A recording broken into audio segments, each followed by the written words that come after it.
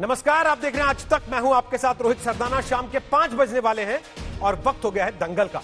Corona के खिलाफ भारत की मजबूत लड़ाई चल रही है, लेकिन इस सब के बीच भारत को ऐसी घटनाओं से भी दो चार होना पड़ रहा है जहां कभी डॉक्टर्स, स्वास्थ्यकर्मी तो कभी पुलिस वाले निशाना बन रहे हैं। आज का मामला राजस्थान के टोंक का है, जहां भीड़ ने तलवार, डंडों और पत्थर से पुलिस वालों पर हमला कर दिया। ये हमले परेशान करते हैं क्योंकि कानून के रक्षकों पर हमला हुआ, कोरोना से लड़ रहे योद्धाओं पर हमले हो रहे हैं। यहां यह भी बता दें कि टोंक में कोरोना के मामले 84 तक पहुंच चुके हैं। सवाल यह कि ऐसे हमलों को रोका कैसे जाए। यूपी में ऐसे हमले करने वालों पर एनएसए लगाया जा रहा है, तो केंद्रीय गृह मंत्रालय भी कह चुका है कि सख्ती बरतिए।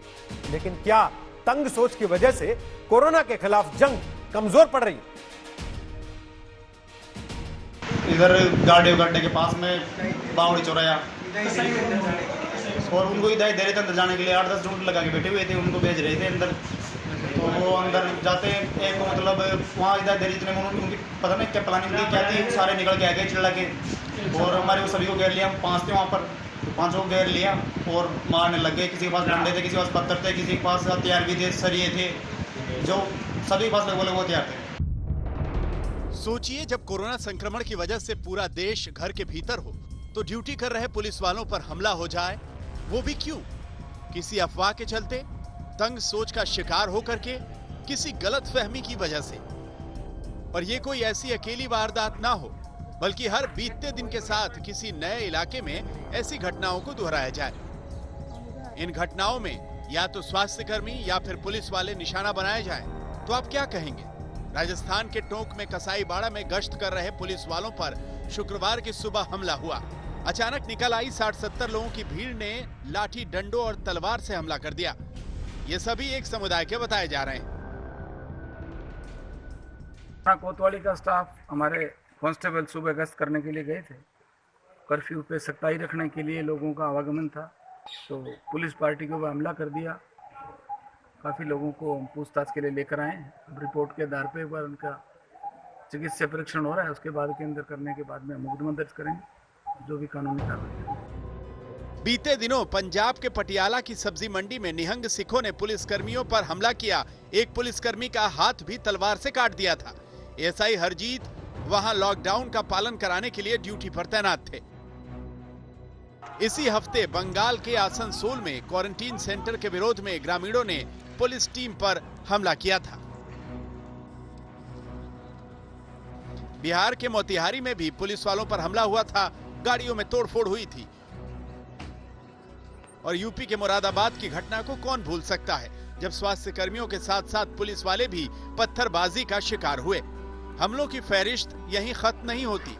सुरक्षा कर्मियों और पुलिस वालों पर हमलों के मद्देनजर यूपी और मध्य प्रदेश में राष्ट्रीय सुरक्षा कानून के तहत मुकदमे दर्ज हुए हैं। शुक्रवार को टोंक में हुए हमले में भी पुलिस कड़े एक्शन की तैयारी में है, लेकिन सिर्फ सवाल कानून का नहीं, क्योंकि टोंक के इसी कसाईबाड़े में बीते दिनों आशा वर्कर्स पर भी हमला हुआ था। वहाँ जो पुलिसकर्मी ड्यूटी पर थे, पेट्रोलिंग पर थे, उन्होंने टोका है, तो टोकने पर उनमें आपस में कुछ कहासुनी हुई, कुछ गलतफहमी हुई। उस कारण से जो मोहल्ले में लोगों ने उसका इंटरप्रिटेशन जो भी किया हो, उत्तेजना व्याप्त हो गई। उस कारण से कुछ लोगों ने पथराव किया और चोट लगी पुलिसकर्मियों को।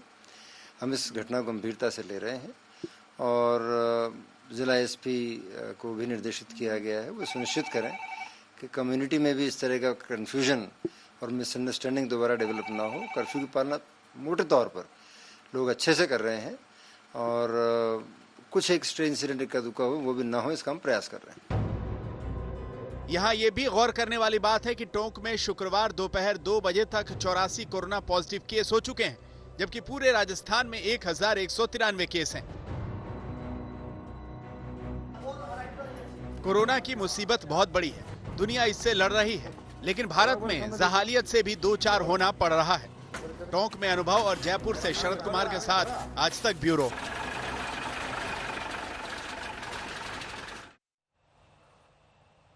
तो आपको बता दें कि दंगल में आज हमारे साथ प्रताप सिंह हैं, जो कि मंत्री हैं राजस्थान की सरकार में। हमारे साथ राजश्री सिंह हैं, जो कि आईजी क्राइम एंड ट्रैफिक है हरियाणा में।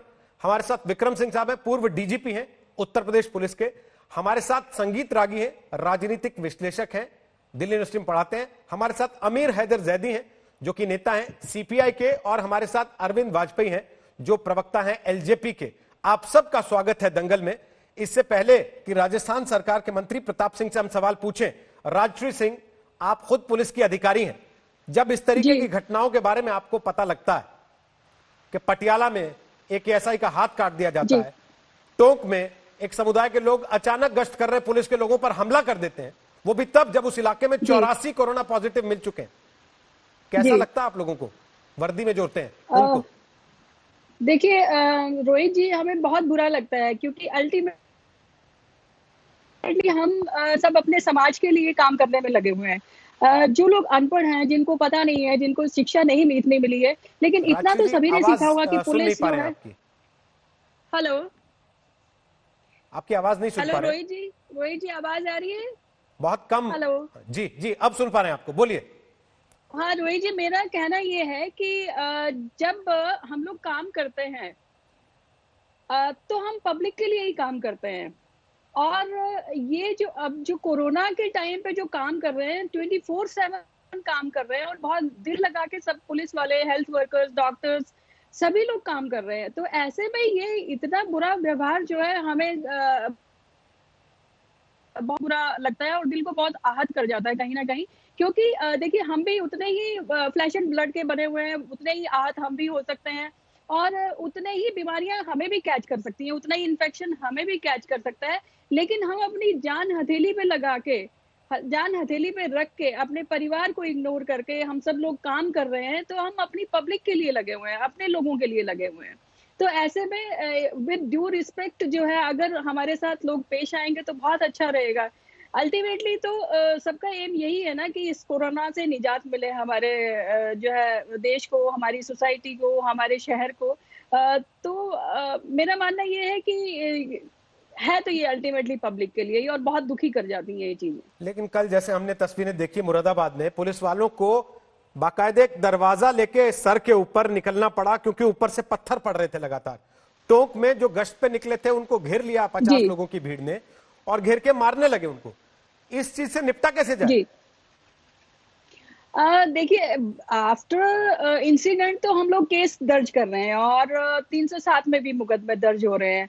पहले एपिडेमिक जो डिजीज एक्ट था वो 1897 का था, उसमें सजा का प्रावधान जो है वो सेक्शन 188 आईपीसी में था। वो सिर्फ 6 महीने की सजा या जुर्माना प्लस या दोनों चीजें, तो वो बहुत कम था। लेकिन अब जो है 307 में मुकदमे दर्ज होने लगे हैं, और कहीं जो कम्युनिटी स्प्रेड हो रहा है उसमें हो सकता है कि वो 302 में भी चेंज हो जाए, क्योंकि डेलिबरेटली जो लोग इसमें पार्टिसिपेट कर रहे हैं स्प्रेड करने में या लोगों को बरगलाने में लगे हुए हैं, तो ऐसे में अभी बहुत स्ट्रिक्ट और बहुत स्ट्रिंजेंट पनिशमेंट होगा। ये तो जो है ना, बाद में उनको पता चलेगा वो ऐसा कर रहे हैं तो वो बहुत बुरा कर रहे हैं। अमीर हैदर जैदी, ऐसा कौन सा मुल्क होगा जहां पुलिस या डॉक्टर बचाने के लिए जाए और बदले में उनको पत्थर मारे जाए, किसी का हाथ काट दिया जाए? देखिए, ये रोहित जी, इसे जहालत से ज्यादा मैं कुछ और नहीं कहूँगा। ये जहालत है, और जहालत का कोई इलाज नहीं हो सकता। लेकिन हम जैसे लोगों की जिम्मेदारी बन जाती है, आप जैसे या हम जैसे लोगों की बनती है कि हम कम से कम जब डिबेट करें तो इसे काउंसलिंग के स्तर पर करें, क्योंकि समाज के अंदर एक भय व्याप्त है कि अगर हमें यहाँ से लेके गए तो वहाँ पे जब कोई इसका इलाज ही नहीं है कोरोना का, और वहाँ पे कुछ नहीं होगा, तो वहाँ में ले जाके करेंगे क्या? तो उस भय को निकालने का भी काम, जिम्मेदारी हमारी है। कोरोना ऐसा शत्रु है हमारे देश का जिसे हम देख नहीं सकते। अगर हमें उस शत्रु से लड़ना है तो अपने देश के नागरिकों की काउंसलिंग करने की जिम्मेदारी हमारी ही बनती है, और हमें दोनों मापदंडों को एक साथ देखना पड़ेगा। अमीरों के लिए जो कानून हो वो गरीबों के लिए भी कानून हो। जब मैं ये देखता हूं कि अमीरों के बच्चे अगर कोटा में फंस जाते हैं तो उन्हें उत्तर प्रदेश पुलिस निकालने का काम करती है, ठीक उसी तरह से जैसे चीन से और इटली से निकाल के लाए थी। थी और उन्होंने पूरे मुल्क के अंदर कोरोना फैलाया। जब मैं देखता हूं कि वाराणसी में कुछ तीर्थ यात्री फंस जाते हैं तो उन्हें निकालकर दक्षिण भारत में पहुंचाने का काम उत्तर प्रदेश सरकार करती है, लेकिन जब देश का गरीब मजदूर सड़कों के ऊपर भूखा भटकता हुआ इधर से उधर जाता है तो उसके ऊपर एक ही काम हमारा प्रशासन करता है, लाठी चार्ज करता है, FIR करता है और जेलों में डाल देता है। तो ये दोनों मापदंड भी इन सरकार के अच्छे नहीं होंगे। हमें दोनों चीजों से लड़ना होगा, बल्कि 3 चीजों से लड़ना होगा। हमें जहालत से भी लड़ना होगा, हमें भुखमरी और गरीबी से भी लड़ना होगा, हमें कोरोना वायरस से भी लड़ना होगा। आपको रोकने का बिल्कुल मन नहीं कर रहा। जब तक एक साथ नहीं लड़ी जाएंगी तो ये, लेकिन दिक्कत क्या है ना सर, आप उन अच्छी बातों में लपेट रहे हैं, क्यों नहीं कर रहा रोहित जी, आप बताइए। उसके ऊपर झूठ का मुलम्मा चढ़ाए चले जा रहे हैं लगातार, और बिना ये सोचे चढ़ाए चले जा रहे हैं कि पूरा देश आपको सुन रहा है और देख रहा है। मुलम्मा कहाँ चढ़ा रहा हूँ सर? देखिए ना, कोटा से मैं आपको बताता हूं सर कहां चढ़ा रहे हैं। मैं आपसे ये पूछ रहा हूं सर मैं ये पूछ रहा हूं, टोंक में आज जो लोग तलवारें लेके निकल आए, क्या वो इसलिए निकल आए पुलिस के ऊपर हमला करने क्योंकि कोटा में बच्चों को बस लगाई जा रही है, या बनारस से तीर्थयात्रियों को गुजरात पहुंचा दिया गया था? मुरादाबाद में जिन्होंने पत्थर मारे डॉक्टरों के ऊपर, या इंदौर में जिन्होंने पत्थर मारे, उन्होंने इसलिए पत्थर मारे क्योंकि कुछ मजदूर दिल्ली के आनंद विहार पे इकट्ठे हुए थे या बांद्रा में इकट्ठे हुए थे और उन पर लाठीचार्ज हो गया था। जैदी साहब, अगर आप ये बात शुरू कर रहे थे इस तरह से कि काउंसलिंग होनी चाहिए, तो सर काउंसलर की तरह तो बात करिए कम से कम। आप अगर फ्रॉड की तरह बात करेंगे, धोखेबाजी का मुलम्मा चढ़ाएंगे, तो सर कोई कैसे उसको स्वीकार कर लेगा? रोहित जी, अब आप सुनेंगे। मैंने कहा मुरादाबाद के अंदर हुआ वो जहालत है और सख्त कार्रवाई होनी चाहिए। सर जहालत कहना भी उसको पर्दा डालना है, ये अपराध है। जहालत होती है मूर्खता, अज्ञानता। ये अज्ञानता नहीं है सर, जहां आदमी तैयारी करके अपने घर की छत पे पत्थर रख के बैठता हो पहले से प्लानिंग के तहत, उसको बाकायदे ट्रेनिंग दी गई उस चीज की, उसको आप अज्ञानता का कवर देना चाहते हैं सर, बचा लेना चाहते हैं अपराधियों को फिर से, और फिर कहते हैं काउंसलिंग करो इनकी। अज्ञानता का, अब सुन लीजिए 2 मिनट के लिए रोहित जी, हमारी भी सुन लीजिए। मैं अज्ञानता का कवर नहीं दे रहा हूं, मैं ये जरूर देखता हूं कि चीन के अंदर जो कोरोना का अपराधी था वो चमगादड़ था। चीन के अंदर कोरोना चमगादड़ ने फैलाया था, हिंदुस्तान आते आते चमगादड़ आरोप मुक्त हो गया। यहाँ तबलीगी जमात ने पूरे हिंदुस्तान में कोरोना फैलाया। तो आप तबलीगी जमात के भी समर्थक हैं? वो भी देख रहा हूं कि उनके लोग जो बिना बताए छुपे जगह जगह उन्होंने जानकारियां छुपाई, उसका कोई रोल नहीं है। आप तबलीगी जमात के समर्थक भी हैं? जाके सड़े हुए केले खाता है वो आपको नहीं दिखता। जब गरीब सड़क पे ऐसी बातें कर रहे हैं जैसे वो केले लेके आपके घर आया था। आज तक देखने के बाद ही आपकी आंख खुलती है, आपको पता लगता है कि गरीब केला खा रहा है, मजदूरों की बात कर रहा हूं। आप तो ऐसे बता रहे हैं जैसे आपकी पार्टी के व्हाट्सएप ग्रुप में वो आता है सारा कुछ, वो आप आज तक पर ही देखते हैं, तब आपको मालूम पड़ता है कि देश में ऐसा भी हो रहा है। इतना पूछ रहा हूं कि 25 बसें जब वाराणसी से लेकर तीर्थ यात्रियों को दक्षिणी भारत में सपने में नहीं आया था, तो आज तक नहीं आपको बताया, तब आपको पता लगा, जिसके दम पर आप दूसरों को जाहिल और अपने आप को ज्ञानी बता रहे हैं। बसों में बैठ के, डीलक्स बसों में बैठ के, तो ये गरीब अपने आज तक नहीं दिखाया था। कब तक ये बेशर्मी से दूसरों पे आरोप डाल के आप पापों को ढकते रहेंगे सर? कोरोना कब तक ये कह के कि मजदूर को वहां पे लाठी मार रही थी पुलिस, आप ये जायज साबित करने की कोशिश करते रहेंगे आमिर हैदर जैदी कि टोंक में पुलिस वालों के ऊपर पत्थर मारना, तलवारें चलाना जायज था? कब तक? प्रताप सिंह साहब, मैं आपके पास आ रहा हूं, आप तो मंत्री हैं राजस्थान की सरकार में। सर सुन लिया मैंने आपकी बात को, आपने जितने आरोप लगाने थे लगा लिए, लेकिन आपने इस बात का जवाब नहीं दिया कि टोंक में तलवारें क्यों मारी, पटियाला में तलवारें क्यों मारी पुलिस वालों को, मुरादाबाद में पत्थर क्यों मारे डॉक्टरों को, इंदौर में पत्थर क्यों मारे डॉक्टरों को? इसका जवाब नहीं दे रहे आप केवल ये बता रहे हैं कि वहां से किसी को वहां पहुंचा दिया गया, कोटा से बच्चों के लिए बस लगा दी गई, पत्थर मारने का कोई जस्टिफिकेशन आपके पास नहीं है। आप केवल तबलीगी जमात की पैरोकारी करने बैठ गए यहां पर, पॉलिटिकल पार्टी के प्रवक्ता होने के बावजूद। मैं उसे जस्टिफाई कर भी नहीं रहा हूं। आप कर रहे हैं सर, सबको पता लग रहा है कर रहे हैं। प्रताप सिंह जी, जस्टिफाई करूंगा प्रताप भी सिंह नहीं। जी, मुरादाबाद की जो घटना हुई मैं उसे जस्टिफाई नहीं करूंगा। सर आपने जो किया ना वो जस्टिफिकेशन से भी बदतर स्थिति है।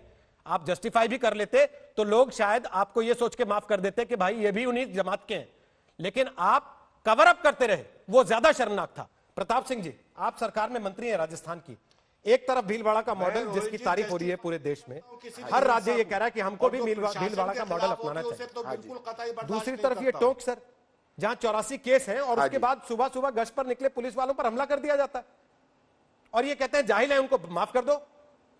देखिए एक बात आप एक बात आप मानकर चलिए, पुलिस के ऊपर और मेडिकल टीम पर कोई भी हमला करे, हिंदू, मुसलमान, सिख, ईसाई, ये जाति और धर्म का मामला नहीं है। जो भी कानून हाथ में लेगा उसके खिलाफ सख्त से सख्त कार्रवाई होगी। एक बात आप मानकर चलिए, कानून का सम्मान करना, मेडिकल टीमों का सम्मान करना और कानून के जरिए काम करना हर सरकार का, देश के हर नागरिक का कर्तव्य है। इस वक्त देश कोरोना के संकट से लड़ रहा है और ये मानव जाति को बचाने का संघर्ष पूरी दुनिया कर रही है।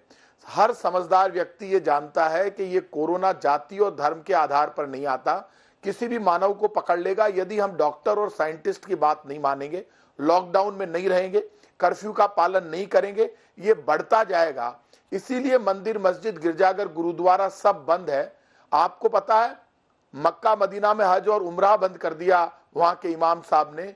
वृंदावन, मथुरा में, हमारे ठाकुर जी जयपुर में, सब जगह आरती और नमाज पर रोक लग गई। भगवान ने ये कह दिया कि तेरे दिमाग से काम ले भैया, यदि बचना चाहता है, खुद को बचाना चाहता है, परिवार को बचाना चाहता है, तो एक दूसरे से प्यार और प्रेम कर, लेकिन एक थाली में मत खा, दूर रह, एक गिलास में पानी मत पी, समझदार बन, तो सब हम बच पाएंगे। आज मेडिकल टीमों की तारीफ करनी पड़ेगी, सफाई कर्मचारी की, पुलिस की, उस भामाशाह की जो अपनी जान जोखिम में डालकर रोटी बना रहा है, रोटी लेकर मोहल्लों में जाता है, सबको खिलाता है, हर जाति धर्म का। यहाँ ये धर्म जाति का झगड़ा नहीं है। मेरी रिक्वेस्ट है, इस वक्त ना किसी नेता को, ना बीजेपी को, ना कांग्रेस को, ना ये कांग्रेस बीजेपी का कंपटीशन भी नहीं है। इस वक्त पूरे देश को एक होकर कोरोना को खत्म करने के लिए सबकी बात हमको माननी पड़ेगी, तब हम लड़ाई जीत पाएंगे। टोंक की जो घटना है, आप ये मानकर चलिए, राजस्थान की सरकार, राजस्थान के मुख्यमंत्री अशोक गहलोत और हमारे उप मुख्यमंत्री जो टोंक से एमएलए, सब लोग कानून का सम्मान करना, कानून के तहत काम करना। जो भी कानून को तोड़ेगा, मेडिकल स्टाफ या पुलिस पर कोई हमला करेगा, उसके खिलाफ सख्त कार्रवाई होगी। और कानून के अनुसार लॉकडाउन, मुख्यमंत्री और राजस्थान की सरकार ने किया, लॉकडाउन को मानना, लॉकडाउन के अनुसार काम करना, और लॉकडाउन के अनुसार कोई डॉक्टर, स्टाफ, सरकारी कर्मचारी जो भी आ रहा है वो सेवा करने के लिए आ रहा है। हाथ जोड़कर विनती है। प्रताप जी, मैं आपसे एक सवाल पूछ रहा हूं, ये जो बातें, नहीं तो जेल जाओगे, कोई नहीं बचा पाए। आपने ना चाहते हुए भी सुनी होंगी, अभी जो जैदी साहब कह रहे थे बातें आपके कान में भी पड़ रही होंगी। उन्होंने कहा चीन में कोरोना चमगादड़ ने फैलाया था, हिंदुस्तान में कोरोना फैलाने का आरोप तबलीगी जमात के ऊपर लग गया है। और उनका एक तरीके से यह छुपा हुआ जस्टिफिकेशन था कि मुरादाबाद में या टोंक में कोई पत्थर चला रहा है, तलवार चला रहा है पुलिस के ऊपर, डॉक्टर के ऊपर, तो इसलिए चला रहा है क्योंकि यहां तबलीगी जमात को जिम्मेदार माना जा रहा है। अब इस सोच का क्या करेंगे आप? देखिए, एक बात आप मानकर चलिए, इस वक्त मेरी आपसे रिक्वेस्ट है, आप बहुत पुराने हैं, मैं आपको बरसों से आज तक में सुन रहा हूं, और आप हमेशा बहुत सुलझी हुई बात करते हैं। अगर कर्नाटक के मुख्यमंत्री के बेटे की शादी होती है किसी मंत्री की, बात सुन तो लीजिए उनकी बात, मेरी आपसे रिक्वेस्ट है, उनकी बात तो सुन लीजिए एक बार जेदी साहब बाद में बोलिए, एक बार बात तो सुन लीजिए, उनकी बात सुन लीजिए, फिर बोल लीजिएगा। आपके पास मैं कोई ऐसी गलत बात नहीं बोल रहा, आप एक बार मेरी बात बोले प्रताप जी, फिर आप मेरे बात बोल लीजिएगा। मैं देखिए आपसे बहुत प्रभावित हूं। आज तक पे आप जब भी डिबेट करते हैं, इस वक्त मीडिया की इतनी बड़ी भूमिका आज तक को लोग सबसे ज्यादा देखते हैं, और मैं आपसे रिक्वेस्ट करूंगा, आपके यहां से जो शब्द निकलते हैं उसको लोग मानते भी हैं। इसीलिए आज मैंने कहा एक थाली में नहीं खाएं, एक गिलास में पानी नहीं पिए, जिससे लोग, देश सुन रहा है इस वक्त। मेरी आपसे एक विनती है, ये जो पूरा कोरोना आया ये विदेशों से आया। अब हमारे विदेश में हिंदू, मुसलमान, सिख, ईसाई कोई भी था हमारा, इसके अलावा जो फॉरेनर आया वो विदेश से आए, हवाई जहाज से उतरे, यहां पर गलती में चार्ज नहीं कर रहा। उसी वक्त भारत सरकार को, सबको दिल्ली में, उनको होटलों में, हॉस्टलों में, हॉस्पिटल में रोक लेना चाहिए था। WHO बार बार कह रहा था, ये जो हवाई जहाज से उतर रहे हैं उन पे ठप्पा लगा के जयपुर में एक व्यक्ति को यहां पर भेज दिया जो ओमान से आए थे। मैं एक घटना बता रहा हूं, वहां यदि उनको क्वारंटाइन किया जाता तो वो घर पे वो रुके नहीं, और यहां जयपुर में एक व्यक्ति से 400 लोगों में फैल गया। खुद मुख्यमंत्री ने कहा 1 से 400 में। मेरी रिक्वेस्ट है, अब वो रुके नहीं। ये मामला मैं आज फिर कह रहा हूं, तबलीगी जमात का सम्मेलन हुआ, जो लोग बाहर से आए उनको उस सम्मेलन में परमिशन नहीं मिलती तो ये सब जगह नहीं फैलता, उन्होंने यहां दिया। चाहे तबलीगी जमात हो चाहे हिंदू हो, ये जाति और धर्म नहीं पूछ रहा, इसलिए किसी को भी गुस्सा नहीं करना चाहिए। प्रताप जी, यदि किसी के हो गया है तो हम उसको कैसे रोके, किसी के हो गया लेकिन दिक्कत कब आई सर? दिक्कत तब आई जब राज्यों की सरकारों ने खुद बताना शुरू किया बैठ के हर शाम प्रेस कॉन्फ्रेंस करके कि आज हमारे यहाँ इतने मरीज मिले, उसमें 34% तबलीगी जमात के हैं। आज हमारे यहाँ इतने मरीज मिले, उसमें 36% तबलीगी जमात के हैं। आज हमारे यहाँ इतने मरीज मिले, उसमें 90% तबलीगी जमात के हैं। और वो धीरे धीरे तबलीगी जमात से होते होते, संगीत रागी आपके पास आ रहा हूं, वो सिंगल सोर्स इवेंट में बदल गया। और वो सिंगल सोर्स इवेंट क्या है आज सारे देश के लोगों को पता है। अगर राज्यों की सरकारें खुद ये तय कर लेती, दिल्ली की, तमिलनाडु की, या जहां जहां से वो बार बार जानकारी आ रही थी, तो कोई नहीं कहता तबलीगी जमात से फैला। तबलीगी जमात खुद ये तय कर देती कि हम मदद के लिए खड़े हैं, ये लीजिए सारे लोगों के नाम, पते, नंबर, इनको क्वारंटीन कर लीजिए, तो शायद कोई उनके माथे ठीकरा नहीं फोड़ता। अगर वहां के मौलाना साद का यह भाषण नहीं होता कि मौत आनी है तो फिर मस्जिद में आए ना, यहां से बाहर जाके क्यों मरना है, तो शायद कोई तबलीगी जमात को जिम्मेदार नहीं मानता। संगीत रागी। देखिए रोहित जी, मौलाना साद ये अच्छी तरह जानते थे कि उनके लोगों के बीच में ये ऑलरेडी फैल चुका है। यही कारण है कि वहाँ के मस्जिद में जब मरकज के सम्मेलन में उन्होंने भाषण देते हुए ये कहा कि यदि मरना ही है तो मस्जिद में मरे। दूसरी बात, बहुत चालाकी से जैदी साहब ने कहा ये जहालियत है। ये जहालियत नहीं है साहब। आपको सीएए जैसे संवेदनशील मुद्दे पर, कॉम्प्लेक्स मुद्दे पर आपके समाज में इतनी ज्यादा जानकारी हो जाती है कि आप एकाएक सड़कों पर उतर आते हैं और महीनों तक पूरे सड़कों को घेराबंदी किए रहते हैं। ऐसे मुद्दे पर जो सामान्य मुद्दा है कि ये बीमारी है, ये रोग फैल सकता है, ये जहालियत नहीं है। ये आपके ही एक समाज के हिस्से में जो एक मानसिकता है वो मानसिकता प्रदर्शित करता है। ये मानसिकता अभी पूछा जा रहा था कि कहीं आपने देखा है, रोहित जी ने इसकी शुरुआत की थी। हाँ, ये देखा गया है। ये पाकिस्तान में ऐसी मानसिकता देखी जाती है, पाकिस्तान में ऐसी मानसिकता देखी गई है, अफगानिस्तान में ऐसी मानसिकता देखी जा रही है। और वही मानसिकता जैदी साहब आपके समाज के एक हिस्से में है। और आपको मानने में कोई कठिनाई नहीं होनी चाहिए कि कहीं तो 95% तक जो कंट्रीब्यूशन है वो तबलीगी जमात वालों का है। मैं मान लिया जाए कि उनको, मान लेता हूं कि वो नहीं जानते होंगे शुरुआत में, लेकिन आज देश में जब पूरी भारत सरकार, सारी राज्य सरकारें संवेदनशीलता से उनको ढूंढ रही हैं, तो ऐसे में आप तुलना कई बार कर देते हैं कि लंदन में तो इस मंदिर में भी तो जमावड़ा हुआ था, लेकिन उन लोगों ने अपने आकर के वहां की सरकारों के आगे अपने आप को सुपुर्द किया। और कोरोना के खिलाफ लड़ाई में वहां की सरकारों को समर्थन दे रहे हैं। यहाँ तबलीगियों की हालात अलग है। ये तो पत्थरबाजी कर रहे हैं, छुपे हुए हैं।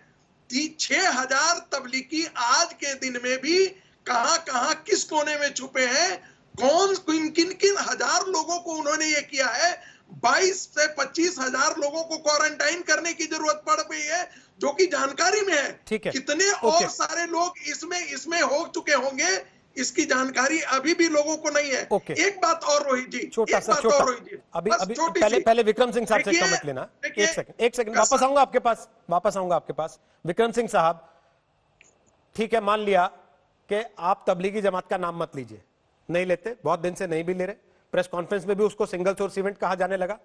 लेकिन बिल्ली को देख के अगर कबूतर आंखें बंद कर लेता है तो क्या उसकी जान बच जाती है? जिंदा रहता है वो उसके बाद? बिल्ली चली जाती है छोड़ के कि इस बेचारे ने तो आंख बंद कर ली, बीमारी खत्म हो जाएगी इससे। रोहित जी, मेरी समझ में ये नहीं आ रहा है कि जो मर्ज है और जो मरीज है उसके बारे में चर्चा क्यों ना करें। ये जिसको कहते हैं अंग्रेजी में living in a fools paradise, ये क्यों ना लें। इनकी लापरवाही चरण दर चरण तरीके से आज देश को डसने का काम कर रही है, और हमारे कुछ राजनीतिक मित्र बड़ी बेहयाई के साथ उनकी हिफाजत के लिए चट्टान की तरह खड़े होने की कोशिश कर रहे हैं। मेरी समझ में नहीं आ रहा कि क्या मजबूरी होती है। अगर यही हरकत किसी इस्लामिक देश में की गई होती, सऊदिया में, बहरीन में या कतर में, तो मैं बताना नहीं चाहूंगा कि उनकी क्या दुर्गत शासन प्रशासन वहां का कर देता।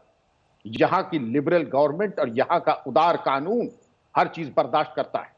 जहालत में एक मासूमियत होती है, लेकिन सोची समझी शातिराना दिमाग से हम ईंट और पत्थर इकट्ठा करें, तेजाब की बोतलें इकट्ठा करें, और जब पुलिस वाले आते हैं तो उनके ऊपर पत्थर की बौछार करें, ये जहालत नहीं, ये शातिराना आपराधिक कृत्य है और इसके ऊपर एनएसए कम पड़ेगा। एनएसए की उपधारा 2 राष्ट्रीय जी से मैं भी निवेदन करूंगा, अपने स्टेट में एनएसए तो लगाने के ऊपर विचार करें ही, लेकिन जहां जहां मकोका है, यूपी गैंगस्टर एक्ट है, चल अचल संपत्ति कुर्क करने का कड़ा संदेश दें, इससे पहले कि पूरे तालाब को विषाक्त कर दें और जहर घोल दें, क्योंकि उदार दृष्टिकोण अपनाने का समय समाप्त हो चुका है और उसको नजरअंदाज कर देना, कालीन के नीचे डाल देना, स्वीपिंग अंडरनीथ द कारपेट, ये चीज औचित्यपूर्ण नहीं है। ओके, राजश्री जी आप सहमत हैं एनएसए जैसे सख्त कानून लगने चाहिए ऐसे लोगों पर?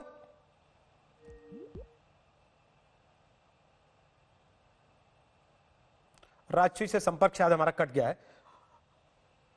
अरविंद वाजपेयी कुछ बोले, उसके पहले आमिर हैदर जैदी जवाब देना चाह रहे हैं वापस। आमिर हैदर जैदी बोलिए अब अपनी बात। आपको बुरी लगी कुमार स्वामी के बेटे की शादी, मुझे भी लगी, मैं भी उसका उतना ही विरोधी हूं कि सारा लॉकडाउन, सारी सोशल डिस्टेंसिंग गरीब आदमी के लिए क्यों हो, मिडिल क्लास के लिए क्यों हो। वीआईपी वो पार्टी करने के लिए अफसर की चिट्ठी लिखवा के भी निकल सकता है, वो 50 लोगों को ले जाकर रिश्तेदारों के साथ शादी भी कर सकता है बेटे की। हजारों लोगों ने अपने परिवारों की शादियां टाली हैं, लेकिन क्या इसका मतलब यह है कि मैं छत पे पत्थर जुटा लूं और जब पुलिस आए तो फेंकने लगूं उसके ऊपर? या आप अपने घर में पत्थर जुटा लें और तलवारों की धारें तेज करें कि डॉक्टर आएगा तो इसका गला काट देंगे?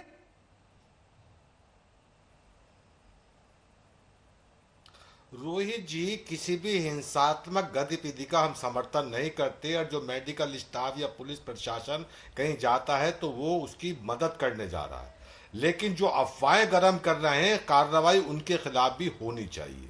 मगर मसला ये है, जब देश की सीमाएं इस सरकार को बंद करनी थी, सील करनी थी, तब ये नमस्ते ट्रम्प कर रहे थे, तब विपक्ष की सरकारों को गिराकर अपनी सरकारें बनाने का काम कर रहे थे और लग्जरी चार्टर्ड विमान से अमीरों के बच्चे इटली से और चीन से भर भर के यहां ला रहे थे, जिनकी कोई चेकिंग नहीं की, जिन्हें कोरोना फैलाने के लिए देश में खुला छोड़ दिया गया।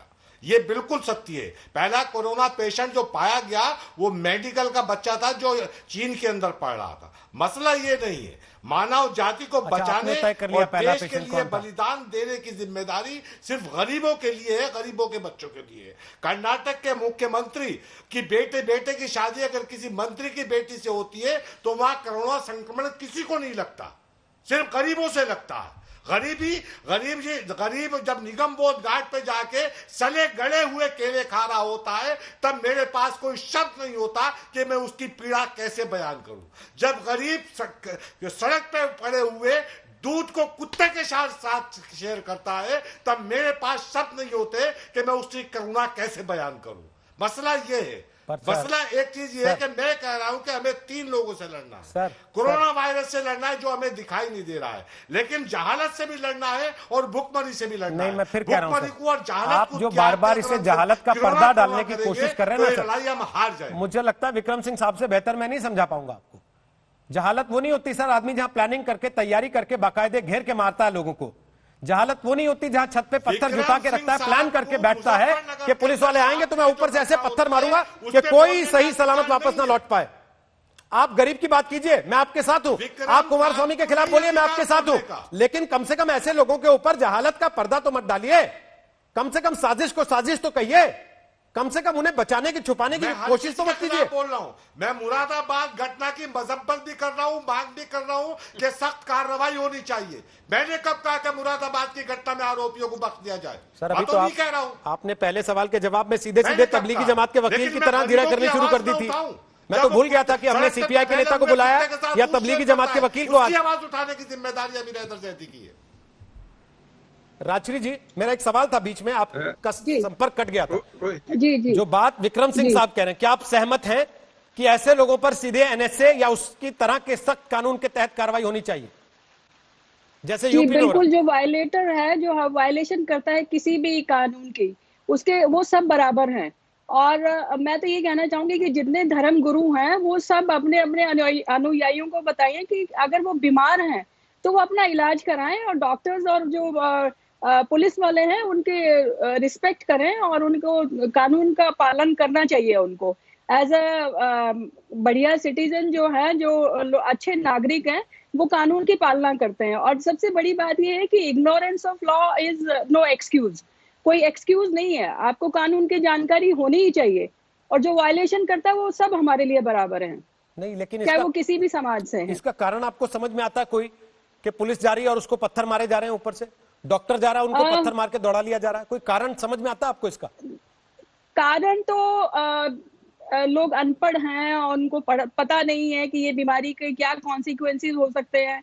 वो सोचते हैं कि भाई हम जो है इलाज नहीं करवाएंगे, लेकिन अल्टीमेटली तो उन्हीं को भुगतना पड़ेगा। जो बीमारी है वो उनको भी उतना ही जो है नुकसान पहुंचाएगी जितना आसपास वालों को पहुंचाती है, और साथ में उनका घर परिवार भी इसमें इन्वॉल्व होगा।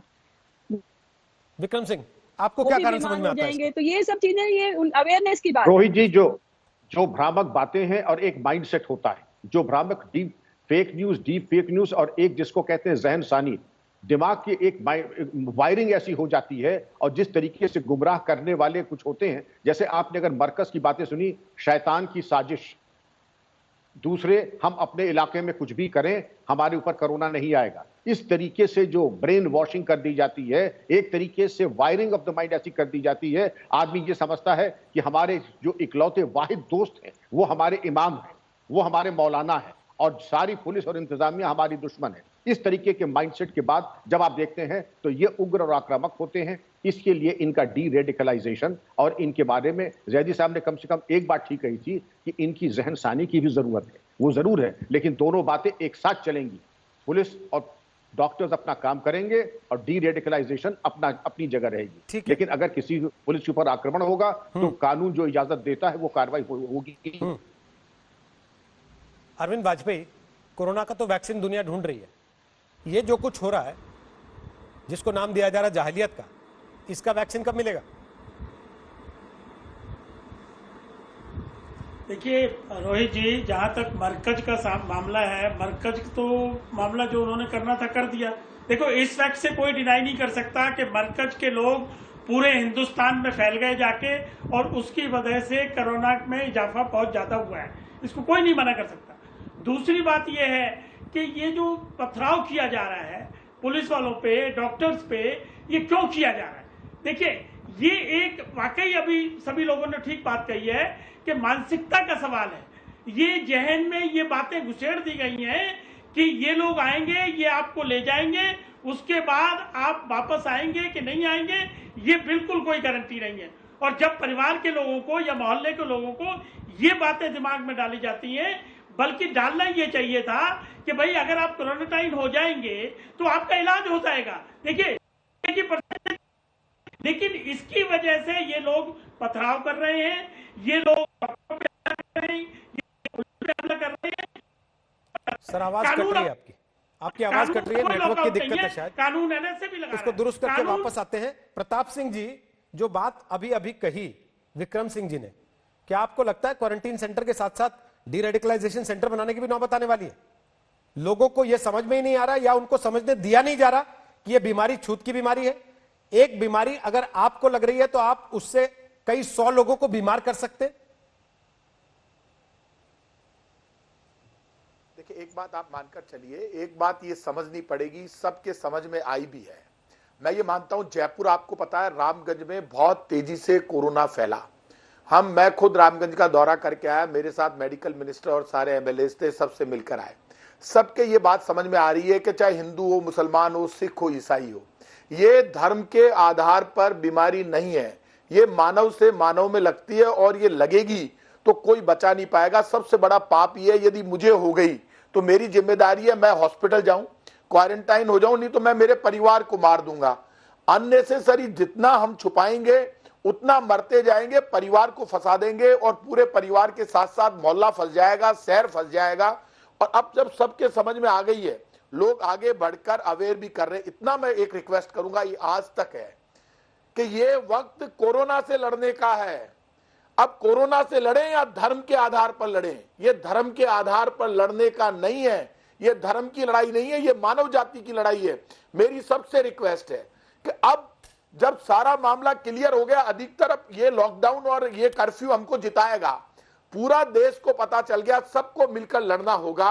और मिलकर जब लड़ना होगा, मेडिकल टीम हो या जो भी काम में लगा हुआ है, उसको सुरक्षित पहुंचाना, उसको मदद करना हर सरकार की जिम्मेदारी है, हर आदमी की जिम्मेदारी है। कोई गलती करेगा और सजा भुगतेगा, जेल जाएगा। तो कानून हाथ में नहीं ले, डरे नहीं, जितना हम डरेंगे उतना मरेंगे, डर का कोई अंत नहीं। इसलिए अब लड़ाई कोरोना से होनी चाहिए। क्या लगता है, कोई डर की तलवार निकाल लेता है पुलिस वाले को मारने के लिए मीडिया में, या डर के छत पे चढ़ जाता है पत्थर लेके कि डॉक्टर को मारूंगा मैं? नहीं, यदि कोई डर से तलवार निकाले, चाहे छत पे जाके पत्थर मारे, गलत है, कानूनन गलत है। ये डर से भी तलवार निकालने का हक नहीं है और डर से छत पर जाकर पत्थर फेंकने का हक नहीं है। आप लोग एनएसए लगा रहे हैं क्या इन पर? पत्थर फेंकूंगा तो मैं गलत हूं, 7 लोग पकड़े गए हैं तो मैं गलत हूं। किसी को हक नहीं है कानून हाथ में लेने का।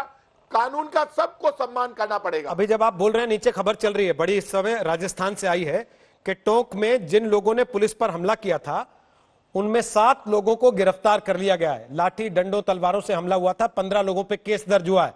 हाँ जी, ये आप ही की सरकार ने, आप ही की पुलिस ने किया है। लेकिन क्या एनएसए लगेगा इन पर, जैसे यूपी की सरकार लगा रही है? हाँ जी, देखिए एक बात आप मानकर चलिए, राजस्थान की सरकार को कानून की पालना करवाना, कानून के तहत सख्त से सख्त कार्रवाई करना आता है। यूपी की सरकार से, यूपी हमारे लिए मॉडल नहीं है, यूपी की सरकार से हमें सीखने की जरूरत नहीं है। हम भारत के संविधान के अनुसार, कानून के अनुसार जो सख्त से सख्त कार्रवाई होगी वो करेंगे। एनएसए उसी में आता है सर, संविधान के तहत ही है एनएसए भी। लगेगा, कौन सी धारा लगेगी, राजकार्य में बाधा की, वो सब लगाएंगे। लेकिन किसी भी कीमत पर जो आदमी पुलिस पर हमला करेगा, मेडिकल टीम पर हमला करेगा, वो सख्त से सख्त कार्रवाई। यूपी वाले राजनीतिक बयानबाजी ज्यादा करते हैं, राजनीतिक बयानबाजी नहीं है, वो कार्रवाई आपको होते हुए नजर आएगी। पॉलिटिकल एजेंडा हमारा नहीं है, राजस्थान की सरकार का, बीजेपी कांग्रेस का कंपटीशन नहीं है। कोई भी कानून तोड़ेगा उसके खिलाफ सख्त कार्रवाई होगी और कार्रवाई होते हुए नजर आएगी। आप प्रताप जी, वैसे आपको एक चीज मैं बता दूं, आपको जब हमने बुलाया आज, हमने आपको कांग्रेस के नेता के, कांग्रेस के प्रतिनिधि के तौर पे नहीं बुलाया, हमने आपको सरकार के एक मंत्री के तौर पे बुलाया, सरकार के प्रतिनिधि के तौर पे बुलाया। और आप देख रहे होंगे बीजेपी के कोई नेता आपके साथ इस विषय पर बहस करने के लिए है भी नहीं। संगीत रागी, अपनी बात रखिए आप। उसके बाद जो बात वो कह रहे हैं, वो कह रहे हैं कि ये कोई राजनीतिक प्रतिद्वंदिता नहीं है कि हम यूपी जैसा कानून लगाएंगे कि नहीं लगाएंगे, यूपी की तरह करेंगे कि नहीं करेंगे, कार्रवाई कर देंगे। देखिए, शुरुआत तो उन्होंने एक मंत्री के तौर पर ही किया था, लेकिन बाद में उन्होंने राजनेता के तौर पर राजनीतिक आरोप भी लगाना शुरू कर दिया। अब मैं इसका उत्तर दे रहा हूं। उत्तर प्रदेश में 20 करोड़ की आबादी है, तबलीगी जमातियों का वहां पर बहुत बड़ा समूह है। इसके बावजूद भी कोरोना का केस वहां पर 1000 का आंकड़ा नहीं पार किया है। और राजस्थान जो है उससे बहुत कम आबादी की जनसंख्या वाला प्रदेश है, वहां 1000 का आंकड़ा पार कर चुका है। दूसरी बड़ी बात, पथराव जो टोंक में हुआ था, वहां की पुलिस कह रही है कि कसाई टोला में जो हम पर पथराव हुआ है वो सोची समझी साजिश के तहत हुआ है। लेकिन फिर भी राजस्थान के मंत्री जी, माननीय मंत्री जी, तबलीगी जमातियों के बारे में एक शब्द नहीं बोल रहे हैं। कांग्रेस का नेतृत्व आज तक तबलीगी जमात के खिलाफ एक भी ट्वीट राहुल गांधी और श्रीमती सोनिया गांधी जी ने नहीं किया है। वो रोज आरएसएस के खिलाफ और विश्व हिंदू परिषद के खिलाफ विश्व भ्रमण करते थे। आज उसी के 1 लाख से ज्यादा कार्यकर्ता जो है वो चारों ओर इस देश में काम कर रहे हैं। तो मत बोलिए, कम से कम आपकी बात का जवाब दे रहे हैं प्रताप जी, के खिलाफ एक आपकी बात का जवाब दे रहे हैं प्रताप जी, शब्द भी ये जो जिस तरह की एक भी ट्वीट नहीं किया। आपकी बात का जवाब दे रहे हैं प्रताप सिंह जी, आपकी बात का जवाब दे रहे हैं। संगीत जी, आपकी बात का जवाब दे रहे हैं। जो आरोप आपने लगाया रोहित जी कि राजस्थान की सरकार ने तबलीगी जमात के खिलाफ कुछ नहीं बोला, एक बार उनका जवाब तो सुन लीजिए, फिर पूरा कीजिए अपनी बात को। बोलिए प्रताप जी। रोहित जी, तबलीगियों का वैक्सीन नहीं हो सकता जब तक हम की तरह सच नहीं बोलेंगे। अरे डॉक्टर संगीत रागी जी करेंगे ना, अरे डॉक्टर संगीत रागी जी, डायग्नोसिस कर करके उसके लिए आप समस्या, अरे डॉक्टर संगीत रागी जी, तबलीगियों का वैक्सीन नहीं हो सकता, फिर भी आप सारा रिसर्च करे जा रहे हैं उस पर लगातार। खुद ही आपने घोषणा भी कर दी कि वैक्सीन नहीं हो सकता तबलीगियों का, और आपने रिसर्च भी लगातार कंटिन्यू रखा है उस पर। जरा आपने जो आरोप लगाए, प्रताप जी से जवाब तो सुन ले उनका, थोड़ा जवाब उनका भी सुन लेते हैं, वो क्या कह रहे हैं, क्यों वो तबलीगियों का नाम नहीं लिए या नहीं लेना चाहते या नहीं लेते, जबकि उन्होंने खुद रामगंज का जिक्र किया है अभी, जिसमें वो भी जानते हैं कि कहां से और क्यों ये परिस्थिति पैदा हुई। समझ में नहीं आ रही। प्रताप जी बोलिए। आप एक बात, रोहित जी एक बात आप समझ लीजिए, जब आप परिस्थिति पे आना चाहते हैं तो ये तय मानकर चलिए आपके किसी भी कीमत पर, जब तक आप रामगंज की बात आई, मैंने खुद ने कहा कि रामगंज में लगातार रामगंज में केसेस बढ़ रहे हैं, इस बात को मैं मानता हूं। अब रामगंज में कल 2 दिन से स्थिति कंट्रोल में आई है, पूरे रामगंज में हमने कर्फ्यू लगाया और कर्फ्यू लगाने के बाद रामगंज में क्यों फैला? इसलिए फैला, ओमान से एक व्यक्ति बाहर से आए और उनको क्वारंटाइन करने के लिए भारत की सरकार ने कहा आप क्वारंटाइन, वो नहीं हुए, उसके बाद वहां फैल गया। अब आप कह रहे हैं तबलीगी जमात का मामला है। तबलीगी जमात के मामले में जो लोग आए पूरे देश में आपने बार बार खबरें दिखा दी, आप ही के इस चैनल पर बहस हो चुकी। एक ही मुद्दे पर कितनी बार बहस करेंगे, कितनी बार बोलेंगे? हिंदू मुसलमान सिख ईसाई को आपस में लड़ाना है या इस वक्त इस बीमारी को खत्म करना है? बिल्कुल सर, इस वक्त प्रताप सिंह जी, मुसलमान सिख ईसाई का मुद्दा 100% आपके साथ हूं जो और मैं रोज ये बात कानून कहता हूं, उसको गिरफ्तार करें सर, हम और रोज ये वो बात चाहे कहते हैं। हिंदू हो मुसलमान नहीं, हो, नहीं, उसको सर, गिरफ्तार लेकिन करेंगे। हम- और प्रताप जी, नहीं, प्रताप आप सुन तो लीजिए रोहित जी, सुनने की आदत डालिए। नहीं, हम तो सुन ही रहे हैं सर आपकी बात, हम तो सुन ही रहे हैं, जब आज से आप आए हमारे तब से साथ सुन रहे हैं के आपको। साथ दिक्कत क्या है? आपके मन की बात बोलूं ये जरूरी नहीं है सर मैं तो कह ही नहीं रहा आपकी, मेरे मन की बात बोलिए। आप जवाब संगीत रागी को दे रहे थे सर, मुझे नहीं। आपके आरोप, प्रताप सिंह को जब जरूरत होती है आपके ऊपर आरोप उन्होंने लगाए, मैंने नहीं लगाया कोई आरोप आपके ऊपर। आप सुन लीजिए, मैंने तो तारीफ ही की कि आपने बड़े अच्छे से काम किया राजस्थान में भीलवाड़ा मॉडल। आप आरोप लगा सकते हैं, नहीं सर, जहां जरूरत होगी वहां आरोप भी लगाएंगे और सवाल भी पूछेंगे आपसे। भीलवाड़ा मॉडल लागू किया, राजस्थान की सरकार ने रामगंज को कंट्रोल किया, राजस्थान की सरकार ने भीलवाड़ा मॉडल जो है वो कम्युनिटी मॉडल है, ये आपकी सरकार की देन नहीं है। प्रताप जी, उसको देखिए मैं फिर कह छोड़ा जाएगा, मसला झगड़े का नहीं है, कार्रवाई नहीं होगी। नहीं मसला झगड़े का नहीं है, और मैं आप लोगों से ये बार बार कह रहा हूँ ये तो मानना होगा कि इस पर झगड़ा करने से हल होगा भी नहीं। लॉक नहीं किए सर, और सर, हवाई अड्डे लॉक कर देते तो पूरे देश प्रताप में जी, इस प्रताप तरह जी, से आज कोरोना नहीं फैलता। प्रताप जी, भारत जिस दिन सरकार ने कोरोना का पूरा मामला निपट जाएगा उस दिन फिर आपको बुलाएंगे और इस विषय पर चर्चा कर लेंगे कि कोरोना फैलने का जिम्मेदार क्या केंद्र सरकार की लापरवाही थी या राज्य सरकारें आंखें मूंदे बैठी थी। इन सारी चीजों को उस वक्त बाकायदे गहराई तक जाकर देख लेंगे, लेकिन इस समय की जरूरत वही है जो आप खुद कह रहे हैं और जिसको हम भी कह रहे हैं कि बीमारी किसी की जाति देखकर, किसी का धर्म देखकर, किसी का नाम पूछकर नहीं आएगी। सोशल डिस्टेंसिंग, लॉकडाउन का पालन करना ही इसका एकमात्र उपाय है, जब तक कि दुनिया में इसका कोई इलाज नहीं निकल आता। लेकिन सवाल यह भी है कि जो डॉक्टरों पर पत्थर मार रहे हैं, जो पुलिस वालों पर पत्थर मार रहे हैं, उन पर तलवार निकाल ले रहे हैं, उनका भी तो कोई इलाज करना पड़ेगा और वो इलाज सरकारों को ही ढूंढना पड़ेगा। एक दूसरे पर टीका टिप्पणी करने से या टोपी ट्रांसफर करने से हल नहीं निकलेगा।